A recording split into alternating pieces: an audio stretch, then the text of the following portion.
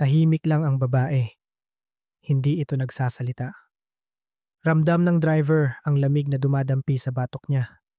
Tila may aircon sa loob ng sasakyan kahit patay naman.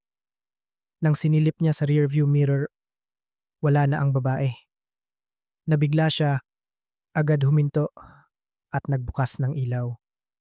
Ngunit bigla niyang naramdaman ang mabigat na kamay na dumampi sa balikat niya. Malamig na parang yelo. Dahan-dahan siyang lumingon at naroon ang babae, nakaupo mismo sa tabi niya. Maputla ang mukha nito, duguan ang bibig at walang mga mata. Isama mo ako. Mahina, ngunit karalgal na bulong nito. Sa sobrang takot, mabilis na bumaba ang driver at tumakbo papalayo. Iniwan niya ang taxi na nakabukas pa ang makina. Kinabukasan, nakita ng mga pulis ang kotse sa gilid ng Balete Drive.